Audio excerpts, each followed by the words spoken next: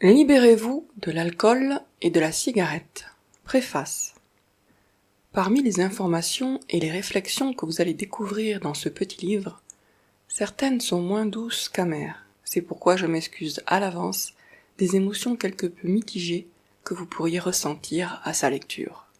Pour accueillir ces informations et ces réflexions avec un esprit vraiment ouvert et ainsi en tirer un maximum de bénéfices, dites-vous: c'est pour mon bien. Car c'est pour votre bien en effet. Je cherche uniquement à vous aider. Vous aider à monter plus haut, vous aider à vous libérer des chaînes qui vous pèsent, à dire non seulement bye bye à la prochaine, mais adieu, adieu pour toujours, à l'alcool et à la cigarette. Les mensonges auxquels nous croyons peuvent nous réconforter à court terme, mais le temps passant, ils nous minent. En effet, ils nous enfoncent dans nos mauvaises habitudes et ainsi nous détruisent à petit feu. Et inversement, ce qui est bon pour nous n'est pas toujours bon au goût. Ainsi, l'huile de foie de morue n'a pas la douce saveur du sirop de grenadine. Comme un scalpel crevant un abcès, la vérité fait un peu mal sur le coup, surtout lorsqu'on y est confronté pour la première fois. Mais ses effets à long terme n'en sont pas moins extrêmement bénéfiques. C'est pourquoi chacun de nous doit découvrir la vérité et y croire, quelle qu'elle soit, s'il veut guérir ou grandir. À ce propos, je soumets d'ailleurs à votre réflexion l'hypothèse suivante.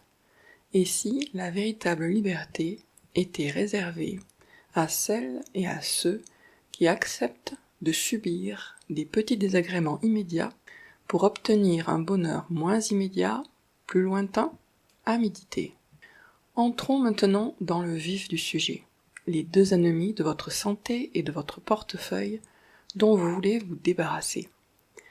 Alcool et cigarettes sont des moyens de combattre l'amorosité, l'angoisse, etc., tout en s'y enfonçant.